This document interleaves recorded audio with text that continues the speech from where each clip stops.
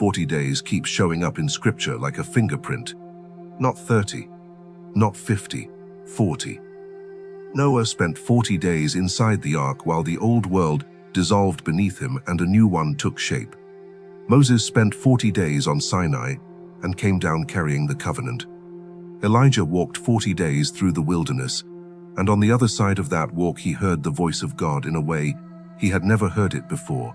Jesus spent 40 days in the desert before he stepped into the most financially and spiritually abundant public ministry in all of human history. A ministry where wine appeared from nothing, where fish multiplied beyond what boats could hold, where a single coin showed up inside a fish's mouth at exactly the moment it was needed. And every single time, what came after the 40 days was a complete transformation of reality. That pattern is not accidental. It is not literary coincidence or cultural mythology. It is a protocol, a precise, repeatable, divinely engineered sequence that operates at a level most people have never been taught to see. And once you understand what it is actually doing, not spiritually in the vague sense, but biologically, neurologically, energetically, the 40 days stops being an interesting Bible fact and starts being the most important tool you have never used. Before we go further, I want to hear from you. Think about the money story you have been living, the one that plays on repeat in the background of every financial decision you make. Not the circumstances, the story underneath the circumstances. Drop a comment right now and tell me where that story comes from. Was it something you watched as a child?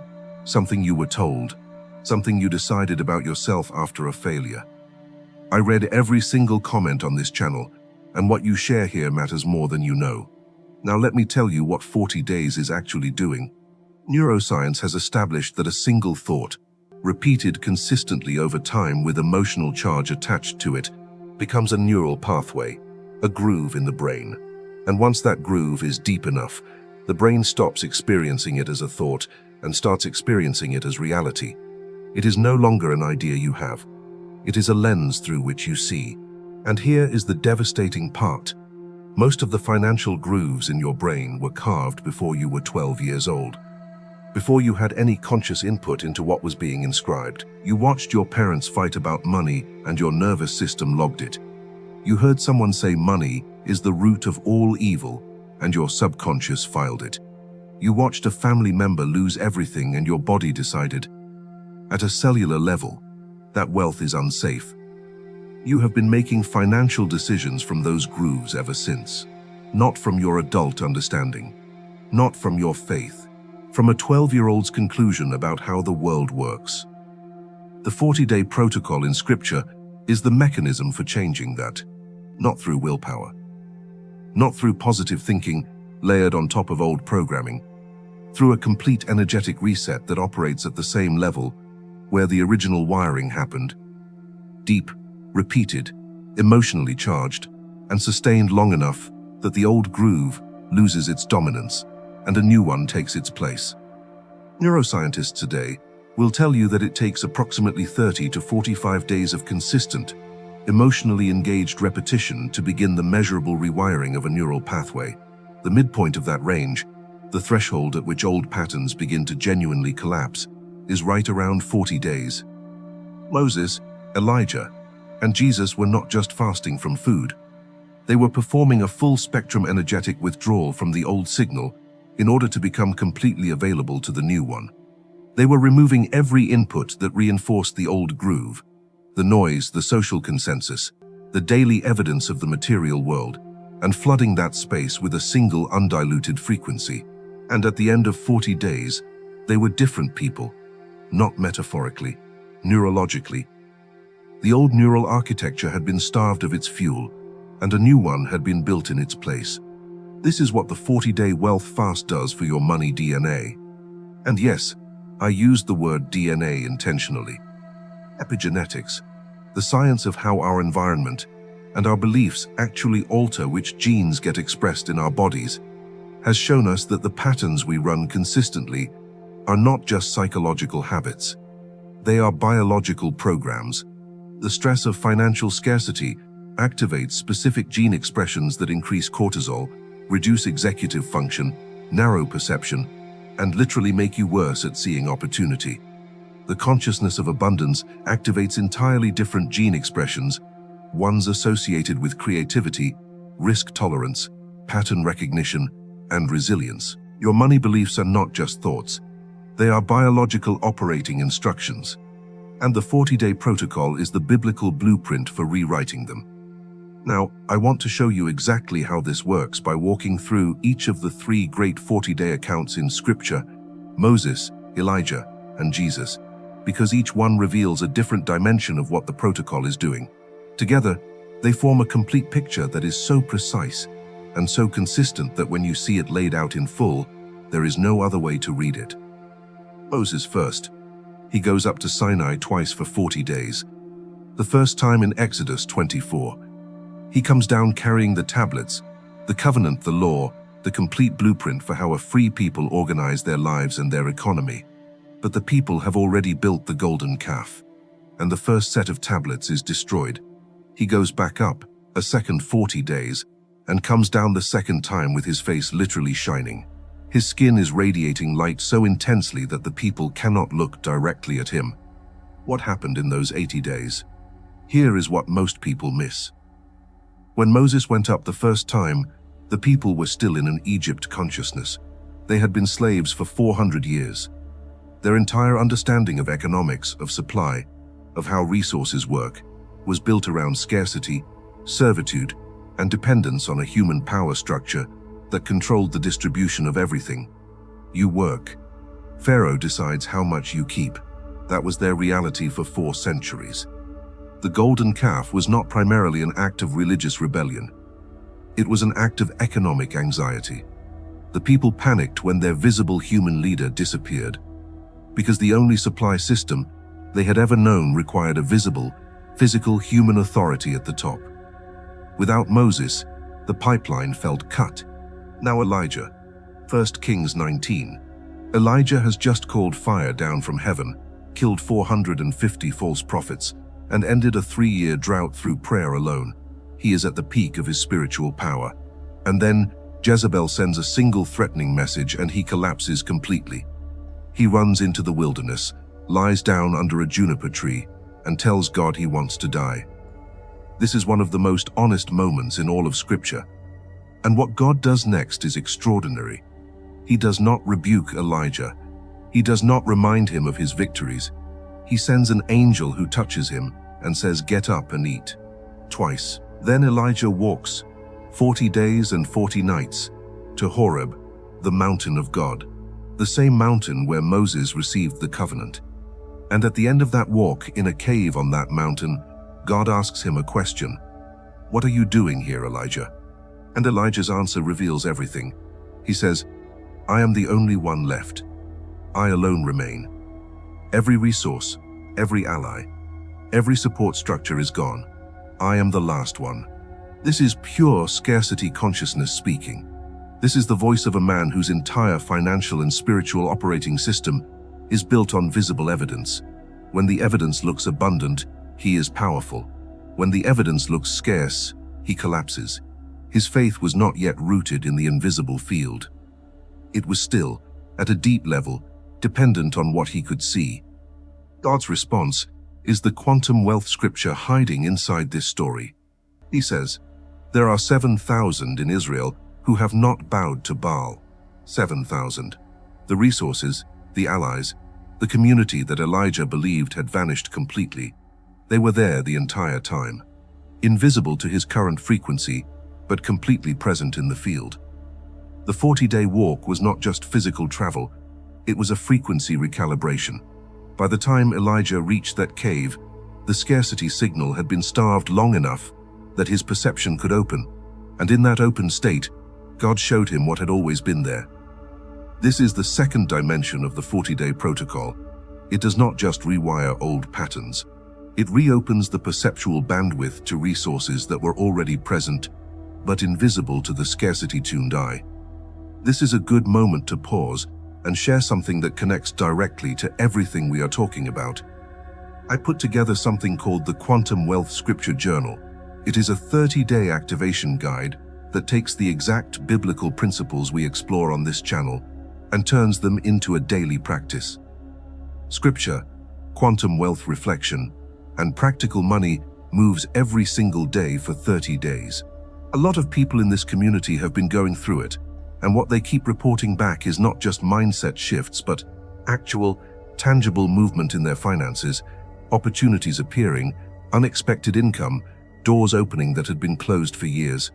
It is the bridge between the ancient wisdom and your actual bank account. The link is in the description and also pinned in the first comment. Go find it after this video. Now Jesus, Matthew 4. He is led into the wilderness immediately after his baptism. Immediately after the voice from heaven says, "This is my beloved Son, in whom I am well pleased." At the moment of his highest spiritual validation, he is taken to a place of complete emptiness. No food, no community, no visible resources, just the desert and 40 days. And then the adversary comes and offers him three things. The first temptation is to turn stones to bread, to use divine power to solve the immediate scarcity problem. Jesus refuses. He says man shall not live by bread alone, but by every word that proceeds from the mouth of God. He is establishing, at the very beginning of his public life, the fundamental principle of quantum abundance. The visible material supply is not the source. The word, the frequency, the field, the invisible operating reality is the source. Material expression follows from that, not the other way around. The second temptation is social proof and spectacle. Throw yourself from the temple, let the angels catch you, demonstrate your power publicly, and let the crowd's agreement validate your identity. Jesus refuses again. He is refusing to let his identity and his abundance be conditional on external validation. He is building an internal frequency architecture that does not require anyone else's agreement to function. The third temptation is the big one. All the kingdoms of the world, all the financial systems, all the power structures, all the visible wealth, in exchange for one act of worship to a scarcity-based paradigm. And Jesus refuses for the third time. 3 temptations, 3 refusals. Each one is a complete severing from a different dimension of scarcity consciousness. And after the 3 refusals, after the 40 days, angels come and minister to him. The abundant field shows up the moment the scarcity signal is completely cleared. This is the third dimension of the protocol. The full 40 days does not just rewire patterns and reopen perception.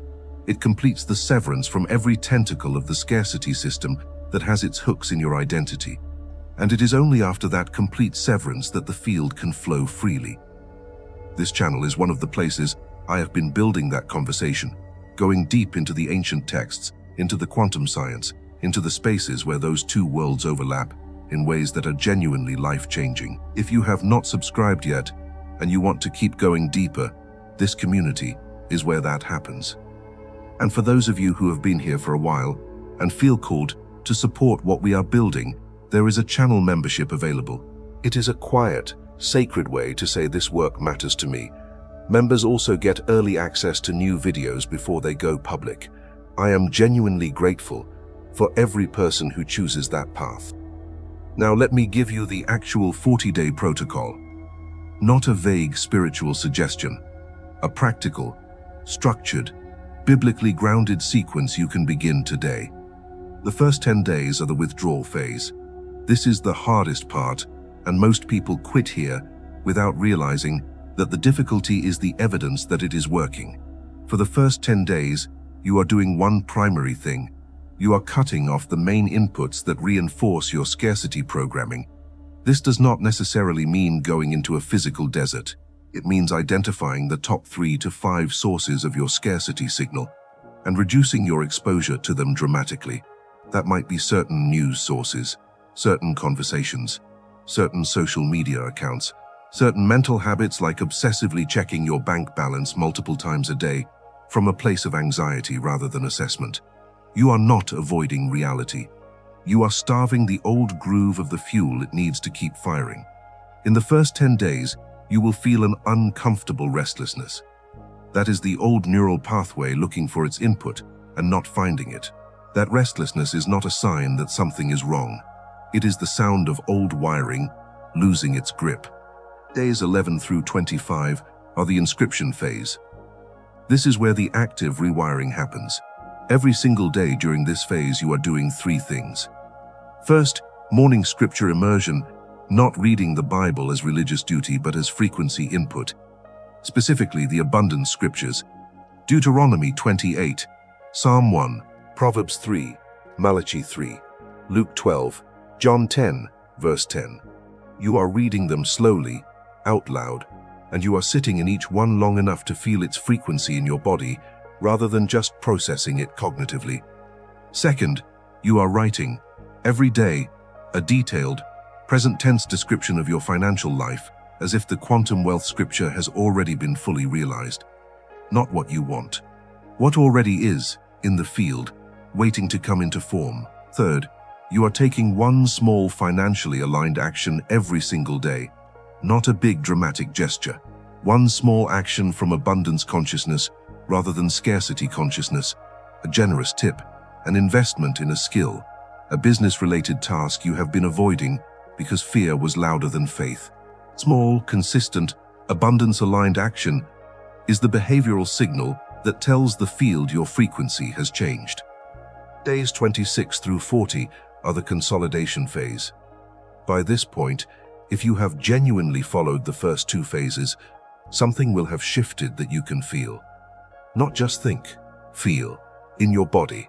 A quietness in the anxiety that used to accompany any financial thought. A different quality of attention when opportunities present themselves. A change in what you notice. In this final phase, your primary practice is gratitude, but not the performative gratitude of listing things you are supposed to be thankful for.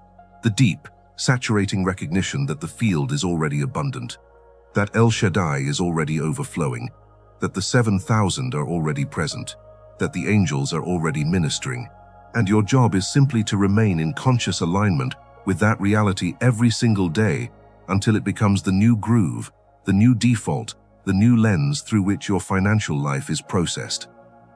40 days. Moses did it twice and his face shone like the sun. Elijah did it at the edge of his own exhaustion and found 7,000 hidden allies he did not know existed. Jesus did it at the beginning of a ministry where abundance flowed so freely that the only theological debate was whether the miracles were too much. The protocol is real. The science behind it is real.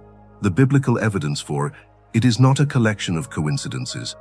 It is a repeatable pattern woven into the architecture of transformation itself. And here is the question I want to leave you sitting with. Not what would change in 40 days.